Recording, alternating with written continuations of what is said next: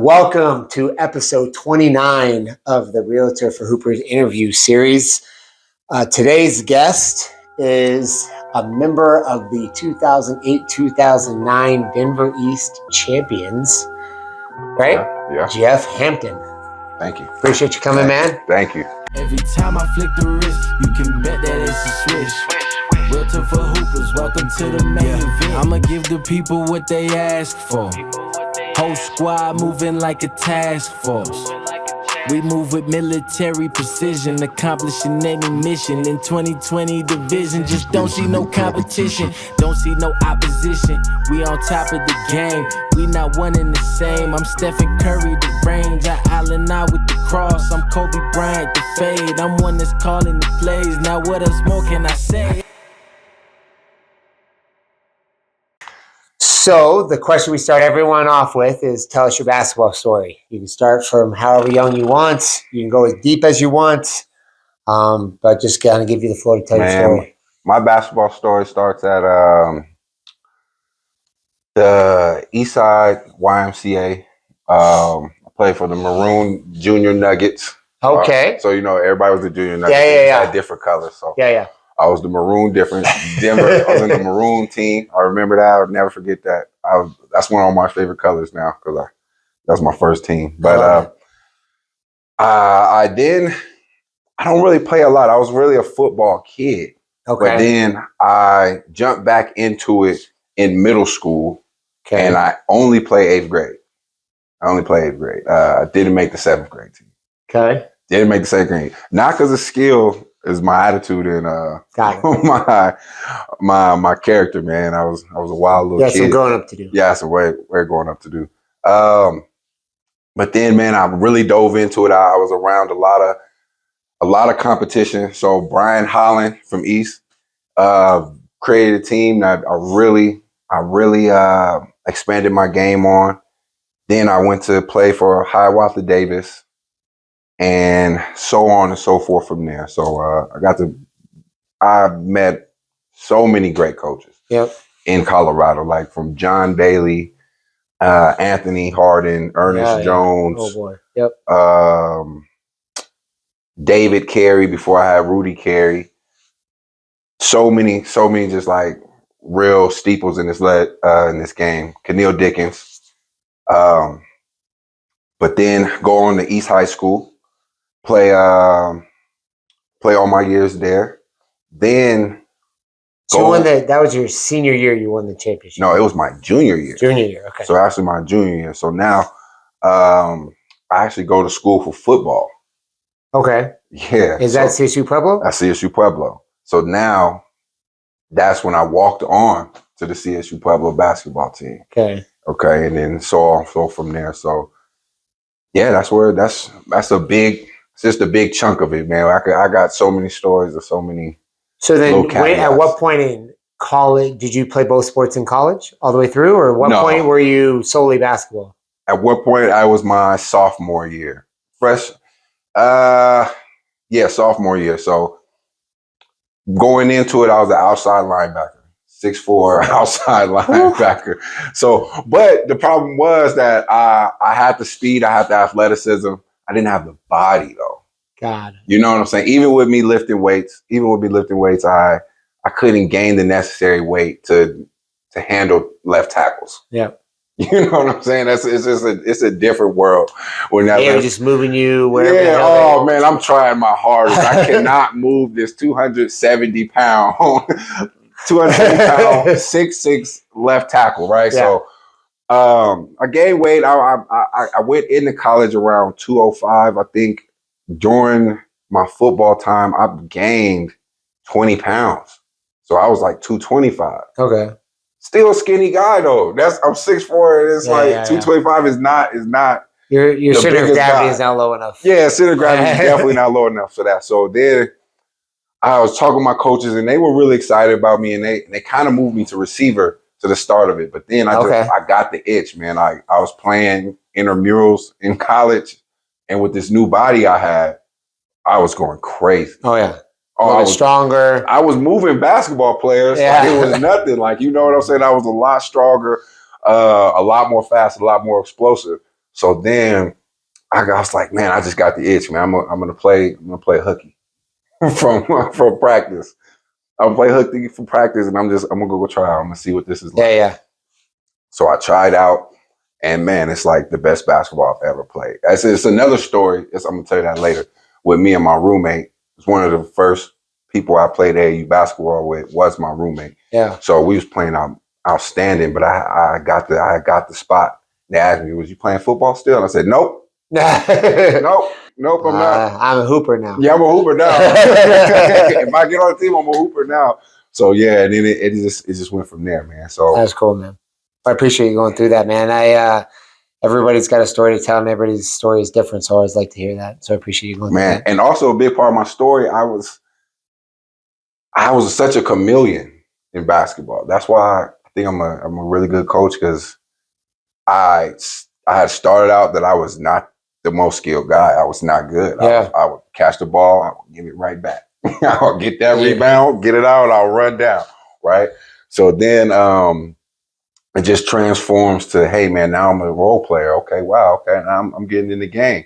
And then some teams I was the man. I had to go get a bucket. Other teams I was surrounded by athletes and horses. I just had to fit in and play a role. So it was like, that's good, man. That so you know how to hoop no matter what your role is, not just play one role. No matter what. It's I could step on the court and see who's on there like, okay, I could fit in right here. Yeah. You know, and that's an important skill for sure. Kids to develop. For sure. Well, man, the next question is one of my favorites I consistently ask, because if you're a hooper on any level, you have some of them. But so I need you to tell me one or two funny stories you got from your career. All right. I was thinking about this. I see you had Shea Kelly on here for one, right? Sure. So me and Shea Kelly, we grew up together at Hiawatha Davis, a rec center, right? So back in the day when we would go to the rec center for hours in the summertime, right? The coach, we had a coach, Mr. Merrick's, man. Shout out Alex Merrick's dad, and shout out Alex Merrick's. But he would come in and be like, he would have local like competitions with other rec centers. Like, you know what I'm saying? So like, I don't know if he was talking with the other director and they got in an argument. Like, well, we got some kids. We got some kids. They got some kind of money on the line. Yeah, I don't know what was it, but he came into the gym and it was like, hey, you, and Shay. And this at the time, I didn't know Shay very well. Okay. So she's coming to the rec center. She's pretty good. Like, so I'm like, okay. I see her around. I'm an acquaintance with her, right? So whatever. Just know that little part right there. Yeah. So we start playing. We go to St. Charles and start playing the St. Charles kids. Okay. Right. So we end up going on a run. We kill it. Right. Shay makes such a awesome play. Okay. Shay makes an awesome play. Like, I'm talking about spin move to a reverse. Like on a real athlete. I'm like, oh snap. And you know how when Vince Carter jumped over dude in the Olympics, and you see KG kind of like, So she made this play, and I was like KG at that point. I'm screaming like, And this was prime like butt slapping. Oh no. This is prime butt slapping era, right? So it's like, yeah, oh my God, let's go. I did it. I'm like, immediately like, oh no. I'm so sorry. We in the middle of the court, like, oh my God, I'm so sorry. Like, I apologize to you. I apologize. Please, like, hey, don't. It was just a moment. She's like, come on, man, get back on defense. All right, let's go. And for us, we got real close from that point on, but it was just so funny, man. I have slapped your butt in a non-sexual way. Yeah, I had a non-sexual way, pure homeboy way, Shay. Like, hey, wow, good job, oh my gosh. And then I was like, okay. All right, I'll have to, next time I see her, I'm going to have to ask her. Yeah, ask her, verify it. She'll verify it. She'll verify it, man. But that's one I'll never forget, man. And it's not really a funny story, but it's a full circle moment of competition and friendship. Okay. So one of my best friends, his name is Patrick Calera, man. One of the highest jumping dudes I know. Okay. Just like there was some tournaments we'll go and get our butts kicked, but like the only thing we could take away was like my guy dunked on your guy. Right. So he was one of them dudes. So he played soccer, 2-foot jumper. Little pogo sticks. Oh man. So this is my best friend growing up in 8th grade. So we start hanging out in 7th grade, 8th grade, all the way up to high school. So we played on almost every single AAU team together. Okay. Played the same position. Yep. Competed against one another and had to work together with it. Okay. So we ended up going to the same college. So we was like, oh, bro, you my roommate. Oh, sick. Well, I had another roommate and we ended up switching. So he's now my roommate. Cool. This is around the same time I'm getting the itch to play basketball. So we've been playing intramurals together. Like I'm talking about, we was like hooping. I don't even know what to call this, but like it was like yin and yang on that intramural court. You were Gary Payton and Sean Kemp. Man, but it was like 2 fours, like 4 and a 5 together. I don't even know what I could compare this to. Cross block, alley oops is crazy. Yeah. Right? So, all right, so we're competing in intramurals and we're like, hey man, let's go out for this team. So we go out for the basketball team together. Okay. Again, same thing. I'm like, we were kicking the basketball team's butt together. Yeah. So we end up finding out that there's only one spot left. And you two are competing for that one spot. Us two are competing for this one spot. Yeah. We got to go sleep in the same room together too after this. Like, you know what I'm saying? So it's like, long story, fast forward, man, I end up getting the spot, man. And he pulls me to the side and was just like, bro, don't feel no way. You deserve that. Sweet, man. Yada, yada, yada. And this is And this was a full circle moment because he's always was better than me. He was always better than me. He always got the time over me. He was a lot more athletic than me. And then I grew athletically. I got my body right. And then it just shifted a little bit. Yeah. So for us to be fierce competitors, but also be friends at that point. Yeah. I've heard a lot of basketball stories that a spot could end a friendship or a pickup game could end a friendship. And I was just, that's sick. I look back at that and I said, man, that's so special. Cause I didn't realize it then at the end. I was like, man, bro, that took big steps on both of us part. Oh, for sure. We was passing to each other like. Yeah. It's cool, man, that he was, I mean, like you said, there's lots of situations where maybe it doesn't like end the relationship, but your relationship just functionally changes and is never the same when something like that happened. And it's good that he took that moment to like celebrate you and be proud of you. I mean, he sure was disappointed, but knew that y'all two were more important than that spot. Man, and that's then this is how it works out, man. He was a dual athlete. So he was like, I didn't make the basketball team. I have to go walk on the soccer team.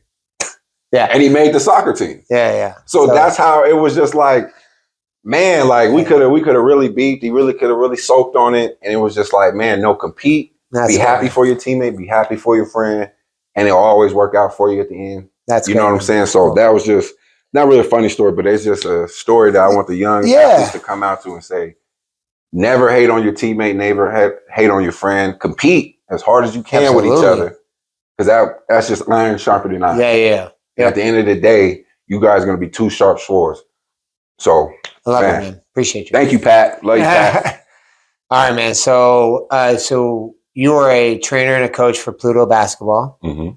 So I guess give me the update. What's everything Pluto? What's going on there? Man, Pluto's still the same. Let's give me the gist of it. Pluto, we're initially a training company. Okay. So we have classes in the afternoons, 3 tiers. So we normally got elementary school kids, middle school kids, high school workouts. So we're a training program that eventually moved into the AAU space. So now we have around 8 teams. Okay. Women's and men's. So, but what's really exciting about now is that we're one of the only teams in Colorado we are the only team in Colorado to be in the EYBL, the official EYBL circuit, not EYBL Open, not EYBL. Yeah. That's sick. That's exciting. That's for sure, exciting to have a space for kids to compete at the highest level at the AAU circuit and really not only experience but get to compete against those guys. Yeah. So that's like, I remember back in the day we was on the Reebok circuit. It was like the big time Reebok circuit. And I got to see Eric Gordon versus OJ Mayo. Oh yeah. That changed my life. Oh yeah. I got to see Derek Favors. Oh. Derek Favors is my age, and I was like, who is that grown man? He is a grown man. Yeah. Like, so seeing that, like, in Anthony Harden, he was like, hey, Jeff, you need to look like that. I'm like, how? How? That's God-given, man. But anyway, it was just seeing like, well, there's another level to get to. There's a level of play. Yeah. If I really want to get to, I have to compete against these guys. It felt good to compete against some top guys. Yeah. And really test your skills and go back home to see where you stood at. So I had to go home and do some push-ups. Yeah. Like, yeah. So that's an exciting time. So this is our second season with the YBL. That's sweet, man. So again, where's Pluto out of? Tell people where you're like kind of like the whole. Pluto's out of Colorado Springs. Yep. Colorado Springs, Colorado. But we try to work with kids all the way from Alamosa. We had a kid come from Trinidad the other day. Dang. Say, oh, brother, we got to work you out. Yeah. You earned it. Yeah. Yeah, you earned it. So from even Boulder, had a Greeley kid come down. So we try to work with kids all around the state. Yeah. But the hub is in Colorado Springs. Great. So kind of speaking to like being a trainer and a coach, someone who's done both, I it's always interesting to me to like ask like, what do you feel is like kind of the core difference between the two? Like doing more individual or group training versus like coaching a team. Like what do you feel? So even the big difference is, it's just like you said, it's individual versus team. Yeah. And I wish more coaches would not try to be trainers, and I wish more trainers would not try to be coaches. Yeah. So even in group trainings, I don't want to teach them team aspect things. Yeah. Okay. Because I got to leave room for your coaches to do so. Yeah. Okay. Because I feel that's more of a coach aspect, to get 5 people to work together. Yeah. 5 people to believe into something. Okay. Now, my job as a trainer, I have to raise your individual skills to raise your team's level. Yeah. So now there's some intertwining. Yeah. You know what I'm saying? So when we do group trainings, we might do a shell drill that is like helping and gap, right? So we got to teach those type of aspects, but I can't harp and spend most of my time teaching you where to go in a team. Yep. I have to teach you how to move on the court. Yeah, yeah. If I can make your movement better, your team aspect, your team movement, and your team defense will be better because you're moving better. Yep. Yeah. So you see what I'm saying? You read whether you're on offense or defense. Read a thing. You can process information more quickly. Yeah, but I gotta get you capable to do so. Yep, for sure. Right. So there's parts where I gotta break it down like a team, and same way as a coach, they do a little skill development. Yeah, yeah. Right. So, but I don't like when I go to some practices and an hour and a half practice, we're spending 30, 40 minutes on layups. Yeah. You get what I'm saying? Yeah. Like, I get it. We want our kids to be better layups, but like, let's teach them team defense. Let's teach them how to get the ball, how to move the ball, how to break down the defense. There's so much more. And then they break down in their team stuff, and it's 5-minute plays for 5 minutes. Yeah. We got to do this for 5 minutes. We got to rush everything. Yeah. It's like, okay, man, your players will become better in your team drills, and your team will come better in individual drills if they go do it on their own. So that's, man, one of the things I've tried to talk to coaches and trainers about. I would like to see more partnership there, where it's not like he has his training and he has his team. Like there's more partnership, because like what I think could be really cool is like the coach says to the trainer, hey, here's the sets he's going to be running on offense. And here's and here's the spots he's going to be at and he's going to be successful in. Can you train him on coming off this pin down, right, left, getting into a shot, whatever, or coming off this pick and roll, catching that pocket pass, making a read. Right. Like in developing those individual skills within the structure of your offense. Right, in the structure of your offense. You know, like those things would be really cool if there could be some more synergies there, because I think that's going to make the player better no matter what offense he's in. He can make those same plays and whatever. But then when he goes back to his team, his coach is going to be like, oh, he's making that read a lot quicker. Right. Or he's knocking down more of those open shots. Right. Or he's moving with a purpose. Yeah. Do you know what I'm saying? Like, no, that's perfect, because sometimes I get kids and they're just like, well, I want to do this, I want to do that. I'm like, okay, like you're in high school, we could shoot all these shots, but I asked them their offense. That's one of the first questions I asked. I said, what kind of offense do you have? Where are you getting your shots from? Yeah. And they show her, we do a down screen, and then I envision in my mind, like, perfect. All right, we're working down, we're coming off the up screen, coming off the down screen right now. You know what I'm saying? So I want to get players better off in their offenses. So like, we are, as a trainer, you should always be working actions, handoffs, pick and rolls, yada, yada, just that stuff right there. But specifically for that player, if he comes to you and says, hey, I want to get more comfortable in my offense, I want to get more comfortable with these actions, you should do those actions in his offense. Like, it makes no sense to make a random offense for him to run.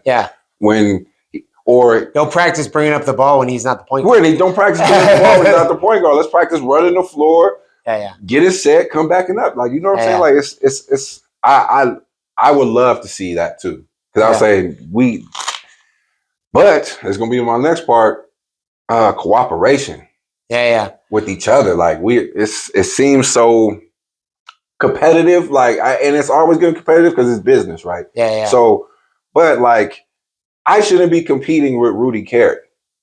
For sure. So let's go into that. So we one of the things we wanted to talk about is kind of like within AAU basketball, kind of like the culture of AAU basketball, the coaching, the team aspect of it, like all this stuff. Like, what are ways you think? Well, I guess just speak on what you kind of were talking about with that, because I think there's lots to be said, good and bad, about AAU basketball and their partnership with their high school teams and so on and so forth. Man, there's competition between trainers and coaches. There's competitions between coaches and teams. There's competitions between AAU teams and feeder teams. Like, I think there should be a time where you need to get off your AAU team, and that 8th grade, 9th grade, if you plan on going to a school and you want to make an impression, you need to go play for your feeder team. Like, this doesn't serve you any time. It doesn't serve you any purpose to keep playing AAU when you're about to go to high school. Got to get with a new coach. So anyway, I see that it's free enterprise, right? So with free enterprise comes, well, I don't like it here, we're gonna go make it somewhere else. That's what the transfer portal is. And that's the blessing and the curse of America. Right? Like, you know what I'm saying? I can't even just attribute that to AAU basketball, right? So when somebody doesn't feel appreciated or they don't feel comfortable in a situation, they have every right, or I gotta put that, they have every right to leave, you have every right to go do your own. But that just waters down competition a little bit. Well, it spreads it out, but at the same time, now every team has a one guy. You know what I'm saying? Now imagine where we try to talk to these coaches that for the EYBL, it's like, sometimes a player can train all they want to. They can do anything they want. They could be in the gym 40 hours a day. They just won't cut it out on that circuit, right? Because they're not big enough. They're just not athletically enough. It's not nothing against you. It's just, bro, it's just not going to cut it, right? So now we might go call a team, say, hey, man, I think this guy can play for the circuit. Right? We've ran into so much, well, you got to take this other guy. And we don't really want to come over unless we can get 4 of our guys over there. Or we don't want to wear your jersey. Or we don't want to do this. Or we don't want to do that. It's like, Colorado has such a rich basketball history, and we've always had players. But imagine if the elite played on one team. Like we had a Texas elite, a Cali elite, a Florida elite. Like, you know what I'm saying? But the problem is everybody's elite. Yeah. Everybody's elite. At least they think they're elite. At least they're right. At least they think they are. So the issue where I'm having is we as coaches, we got to stop thinking we're going to get some big paycheck for winning these games or coaching these kids or anything. So if it's you're not to be high, they're not about to fire Tad Will and hire at CU tomorrow. Right. That's what I'm saying. That's not what's going to happen. So when I see a guy, or say I'm that coach, I'm the Colorado Beavers coach, and we done already left. I took my best player with me. I'm the Colorado Beavers. If I have a guy that's so freaking talented, like dog, like he has size, he has the skill, he has the mentality. I, as a coach, will want him to go put him in the best situation possible. For sure. And the best situation possible, if you're that type of guy, cannot be playing that Gold Crown. Every Saturday. For you get what I'm saying? For me, the Colorado Beavers. Or we're going to some tournament or going to this, and like, no, I want this guy, like, I think he could play in the EYBL, man. I'm gonna call that team. I'm gonna call the EYBL team up because that's how other states do it. Like in Ohio, a California, they have their teams, but if they have a guy, they'll be like, yo, I need this guy to come on your team. Like, what can we do to get this guy? It's what's best. It's more what's best for the player, not what's best for your program. I mean, my program is going to be the program, right? Like my program is going to be, and I've now experienced this because now we've not have the, excuse me, I say this, not the best athletes, but it's just like they're a little small, they're a little slow. You know what I'm saying? They're a little underdeveloped. Like okay, like but parents are still going to come sign up. Whether you win or you lose, it's how y'all do that. It's how you do so. It's how you build the character of the kid. How you build that kid up. So I know some parents that's like, dog, like we lose all the time, but I love that coach. He is so happy. He is developed as a young man over there. So like, if they can't make, my program is always going to be the program. If I have a guy that can play out there, put him in the best situation possible. And I wish more Colorado people did that. And I wish more parents kind of understood a little bit better. So I love that, man. I think I'm hopeful that we get to that point, and hopefully we get that point tomorrow. But we both know that's going to happen tomorrow. But I think more people like yourself are out in the world. It's gonna help. It will only happen, I think, widespread when AAU becomes professional. And I think within the next 30 years, I'm calling this a hot take. Oh, that it's going to get to the professional, like the elite teams, because we're already paying college athletes.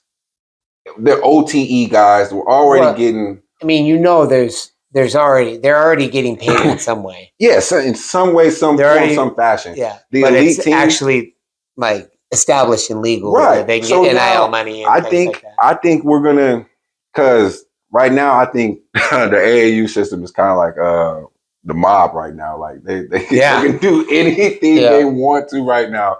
Like charging parents $100 to come see their kid. Yeah. They've already paid for the tournament. They've already listen, man. That is mob mentality. I've already paid thousands of dollars for my son to be at this game, and now I got to pay another $100 just to attend his game. Yeah, that's for the day though. Yeah, that's for the day. Yeah, that's for the day though. That's what I was saying. Tomorrow he's got 4 more games. Oh my goodness! So now it's like, do you see that money that's being made right there? So it's like we're already paying to attend these games. We're already paying. Yeah. America's gonna find a way to structure this stuff like Europe. Like we're gonna get young guys. We're gonna have young leagues. Yep. Yeah, I mean, just like Luke has been a professional basketball player since he was 14. Exactly. It's the same idea. I think it's going to go to the point where I like that hot take. If they don't just continue the mob mentality, or the monopoly, I should say, monopoly of AAU, it will be best served to go straight into leagues, as in like this might be bronze, gold, or bronze, silver, gold league for the youth, and it might be It might be U18, like you from all over. So if you're good enough at 13, you can play 18-year-olds. Yep. And even in the mid tier, I think they're going to come out with. There's so many leagues coming out right now for like 19 to 23-year-olds. Like, you get what I'm saying? So I think the only way it can go is making a professional league for these athletes, for the young basketball players, or just in general, like these amateur sports. Like the amateur sports it can only hold up for so long. I guess I love it. With as many amount of money that's in it, I don't disagree with you. I like that hot take. All right, so something else we talked about through before we were filming was parenting a young athlete. And we both have connected up. We're both doing that right now. So if you don't mind, I'd love to kind of maybe just give you the floor and kind of have you share what you were telling me before and kind of what your thoughts on parenting a young athlete, whether you're a basketball player or not, right. Whether you grew up playing the same sport as your young athlete or not, but just parenting a young athlete in general. Parenting a young athlete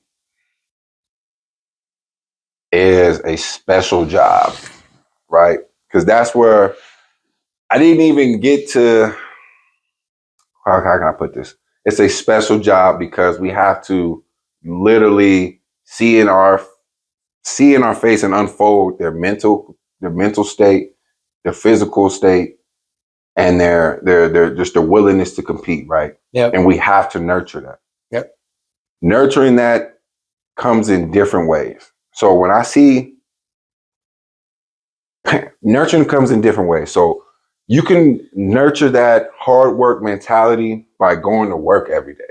Like going to work every day, being hard-nosed about your work. Yep. I'm not going to sit here and say for your kid to be a great athlete, you have to be an athlete. Yeah. Or you have to be in the gym working out. Now that helps. That does help. Seeing your mom and dad work out and sweat and be injured and come back, like that does a lot. Yep. But it also does a lot for a kid to say, their parents say, no matter what the situation is, no matter what the circumstance is, I go to work, I do my job, I have pride in my job. Yep. Okay, so I didn't have athletic parents. My mom didn't do no athlete stuff, and my dad actually was handicapped, so he really couldn't move freely like that. So I got hard work for just seeing my moms and dad go to work every day when they didn't want to. So when I didn't want to do stuff, I tapped into that. Dog, I see my mom wake up at 5 a.m. Going to do these things. So be an example of hard work, dedication, determination first. Okay. So some parents I see that might not have the discipline in their own lives, whether that be from working, substance abuse, their bodies, they don't work out their bodies themselves, but then they have these kids that they have such love for and such passion for and such high hopes for. They get in there and they yell at these kids, and it's like, they need to see that from you though. Yeah. Okay, so that's what I'm saying. So I don't have a passion, have a hobby. If your kid sees you, if you're a photographer and your kid sees you snapping a picture at every moment, you can. Like that does leaps and bounds. I see my dad public speak every Sunday. He was a pastor. So I was like, man, I see him study how to write pages and pages. I'm like, man, you gotta write for fun? Like, that's crazy to me. But I see them study and do the work, and that leaves an imprint in your brain, right? So that's the first thing I want to say is be an example for your kids of the hard work, determination. Next, I want to say these kids are not us. They didn't grow up like us. Kids did not grow up like us. And I'm not saying like I walked to school. Yeah. Uphills both ways. Uphills both ways with no shoes, right? But it's just a different society. Yeah. Stuff we could get away with, they would never do. Yeah. You know what I'm saying? So when we put a lot on these kids, we have to know about their brain function and what their brain has been through to be a critical thinker. Yeah. So being a young athlete, being an athlete, we got to critically think. We have to make fast decisions. We have to make confident decisions. Mm-hmm. We have to try to manipulate the game. Yep. So if we haven't put our kids enough to be critical thinkers, when they get into these games and it might go haywire or something like this, they don't have that muscle memory. They don't have that built up confidence to say, all right, it's not going right. I could change it up. I can change it up. To adapt in their mental moment. capacity. So I just also want parents to know that, like, these kids are not us. So we have to parent. We literally have to be those parents. It's like, good job, buddy. You know what I'm saying? Yeah. Okay. I take that back because I kind of cringe when I say that. Not just totally good job, buddy, but there has to be a mix. There has to be a mix of expectations. Yeah. It's like, hey, man, like, that's not the right play, but like, I'm not mad at you. I can't yell at you. You got to work through these mistakes. So we know, like, and you said it, like, you being a hooper and your son going in the hoop right now. We all know the expectations because we know the great plays. So he knows the expectations because he's seen you play. Yeah. Another kid may not know the expectations because they're not really around basketball like that. You get what I'm saying? So these are still learning experiences. These are still crucial moments in their development. Just like being a young man, a young woman, and dating. Yeah. Right? Like, kind of just got to meet them where they're at, and understand that just because this is how you would handle the situation, that is not how they're going to handle the situation, or how they even see it. Right. Dang, what was I gonna say? I lost him. No, you're good, man. So yeah, man, I think it's just it's important for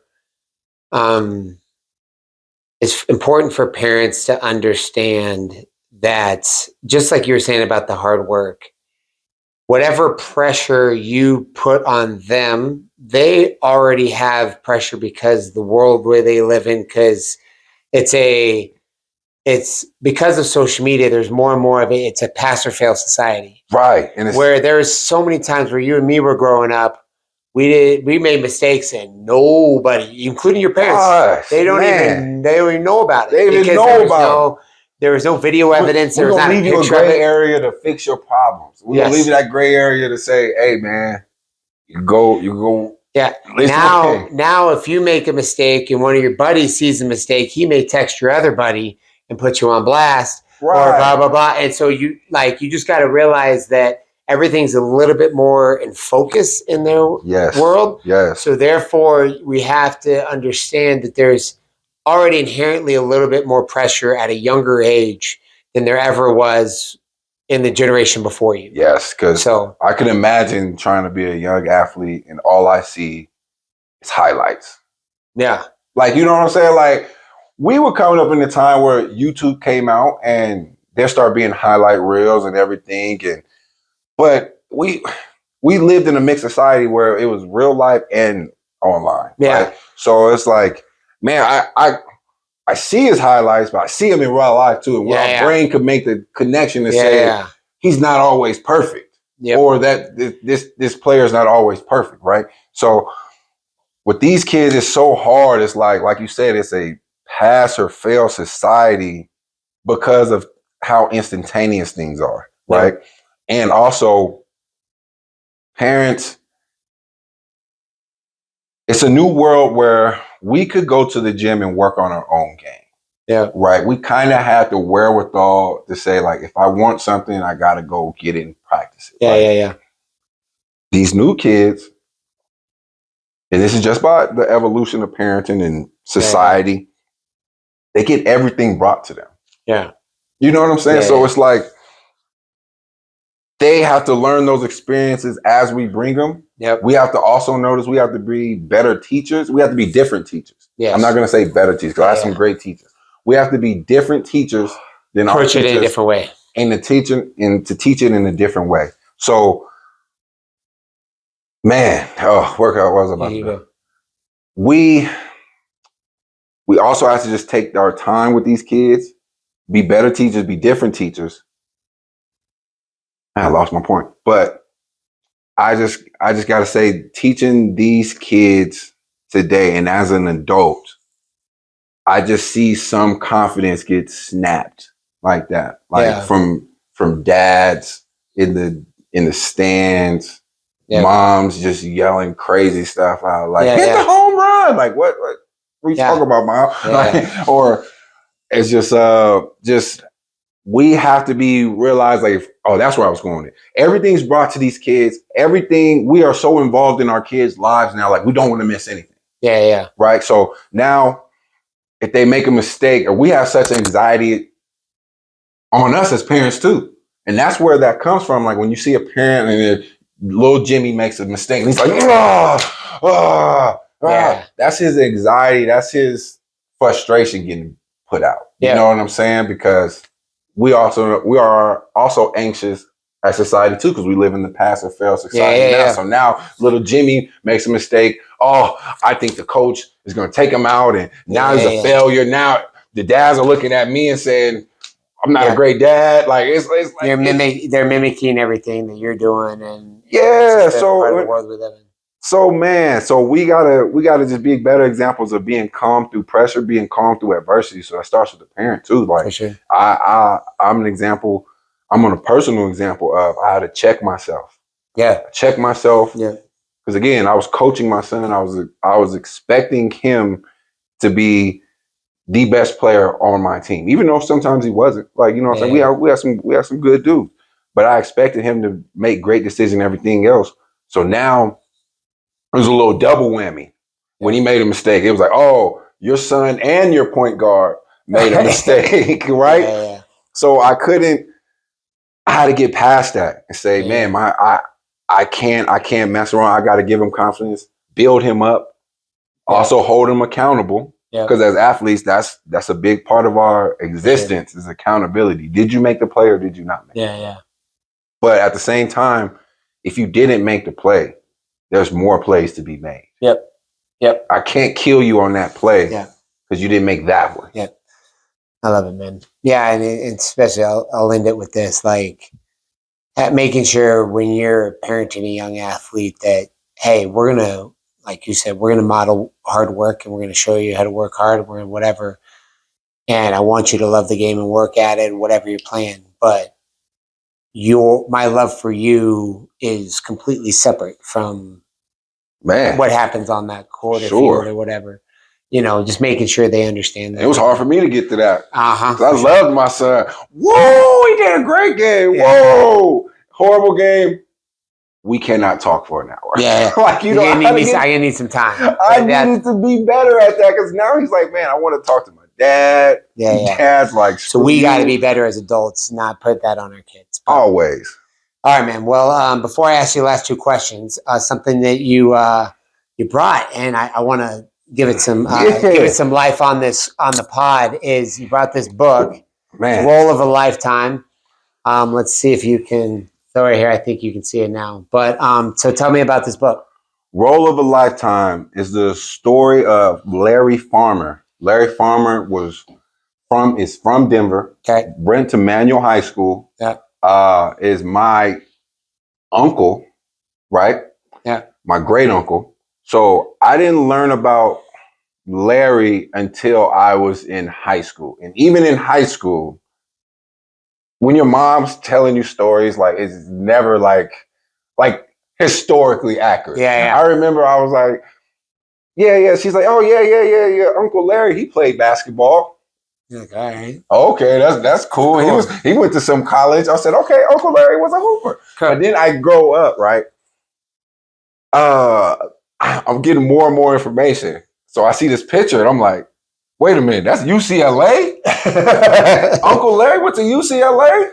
Wait, nobody told me this? Nobody told. Okay, whatever. I need to hear more. I need to hear more. Okay, so now I'm learning about him. He went to UCLA right after Kareem left. Okay. So Kareem and them Lou was winning. Alcindor back then. Lou Alcindor. Lou Alcindor was there, and they was killing. He came right on the tail end of Lou Alcindor, right? Yeah. Continued to kill. So they continued those championships run. And I realized, I was like, man, he learned under Wooden. Then he ended up ending his college career as the most winningest NCAA player, period. Won the most games all time. Kareem, it was 88 and 1. Okay. My uncle, 89. No.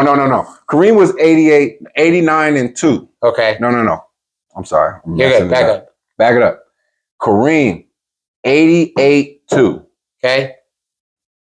Larry Farmer, 89 and 1. One more game matters.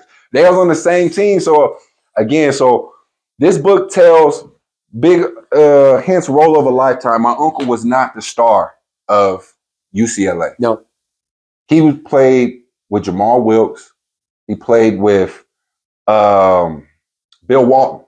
Okay. Yeah. So these are two guys, and before he had a bunch of other guys that were pretty good. So he had to figure out, how can I stay at UCLA? How can I be effective on this court with such stars? And the only thing he had to lean on was hard work and being adaptive. So this is a good book for every young athlete, every young hooper, is to say, I don't have to be the star for me to be successful. Yep.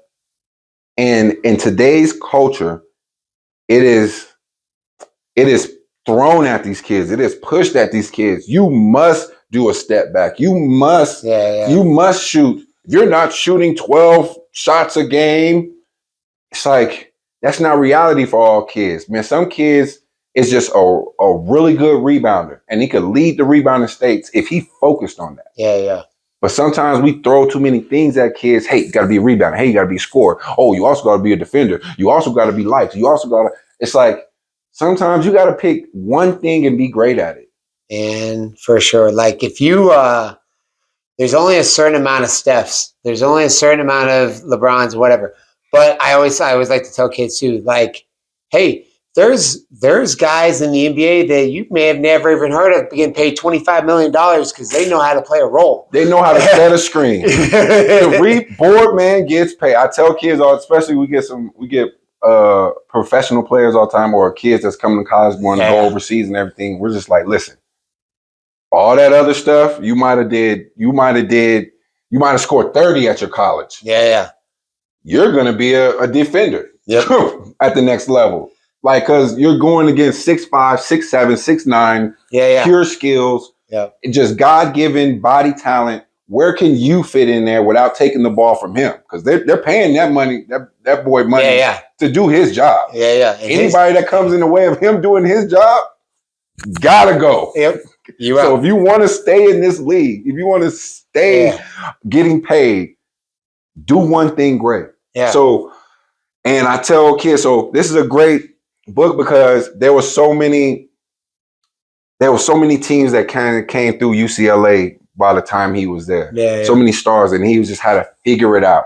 So by the end of him figuring it out, he ended up winning the most games in college because I stayed on the floor. I stayed being a vital part of my team. That's awesome. I might not have been the top scorer, I might not have been the top rebounder, anything, but what they knew, Larry Farmer was going to go in there and outwork everybody. I love it, man. So this is a guy from your backyard,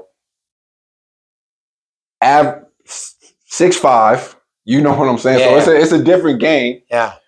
So how can this guy get all the way to UCLA? And it's a funny story of how he got there, but he also ended up being the first Black UCLA head coach. That's awesome. What? You couldn't let me know that, Mom? Like, you know, like, moms are so crazy. Like, Mom's like, oh yeah, he works in basketball. She had more important things to worry about. She had way more important things to work on. Yeah. So, he's a coach. Read the book. Yeah, read the book, man. He's so many levels of basketball that blessed him. So I I love this book because not only is it my uncle, but it speaks to me because, again, I was a kid that wasn't always the most athletic. I didn't jump the highest. I maybe not been the fastest. Yeah. I maybe have not been the most skilled guy. Yeah. But what I could do is I could learn, I could read a room, I could learn what I had to do to get better to stay on the floor and apply it. So, role of a lifetime, man. He ends up being the guy that helps recruit Reggie Miller. This is a major basketball steeple in our backyard that I think Colorado people need to learn about. Cool. Like we know about Chauncey. You get what I'm saying? Yeah. We know about what's my man's name?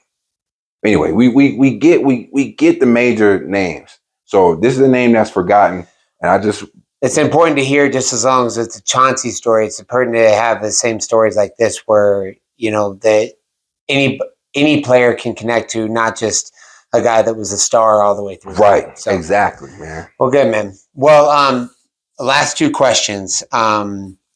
Last question is after all we've kind of talked about or whatever, maybe what's a kind of a core thing you want everyone to take away from your story?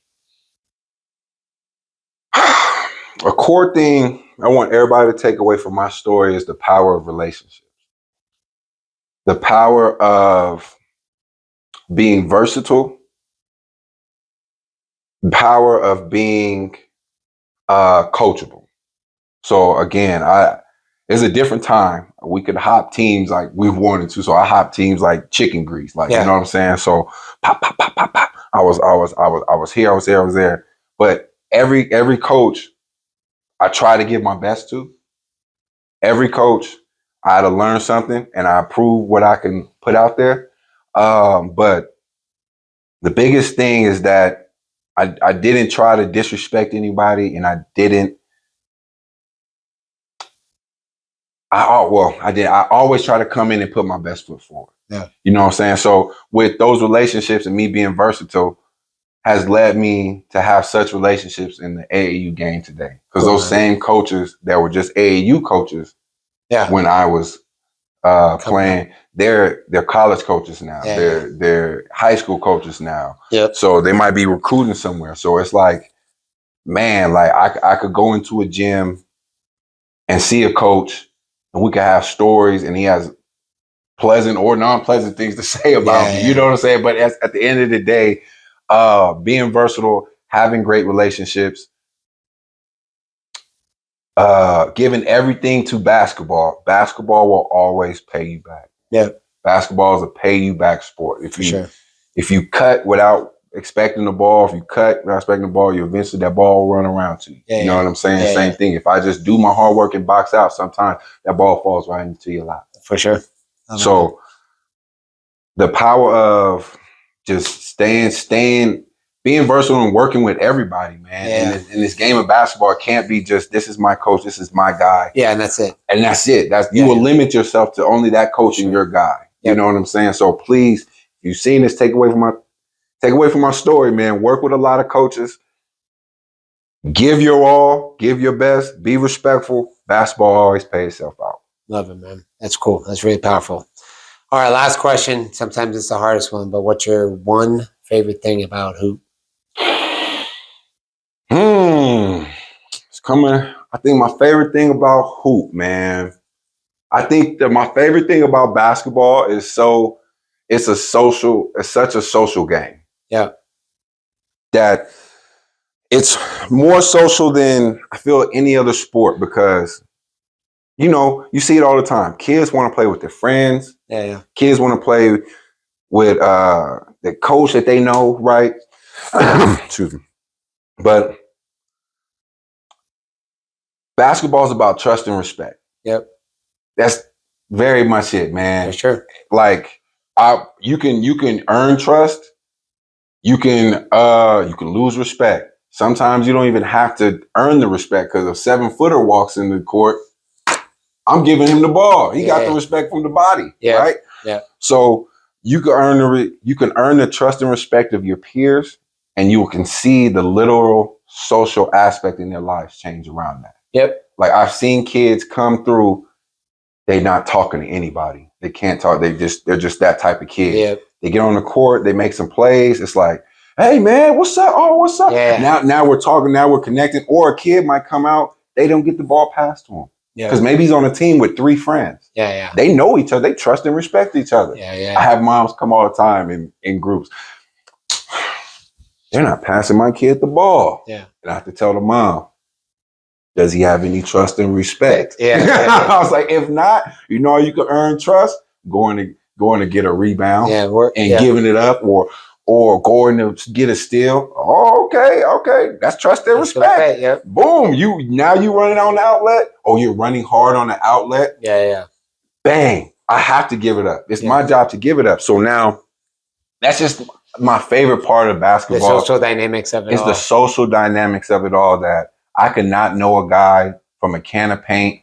Yeah. But if he comes through and makes a couple plays, we're working together. I'm automatically trying to see what he can do, what I can do. Yeah. You know what I'm saying? So now I have friends that I've played pickup with a couple times, and now I was like, oh man, remember like we was killing back then. You know what I'm saying? So how close the game is to the fans. That's another social aspect. That's cool. You know what I'm saying? Like we can see my face, you can talk to me. Spike Lee's rating a player behind me. Like, you know what I'm saying? I could talk stuff to the fans and say, hey, this is your fault. Yeah. Like, you know what I'm saying? So that's such an exciting such an exciting part of the game. Yeah. Such an exciting part of the game that I can interact with the players, I can interact with the other coach. They can really fuel me.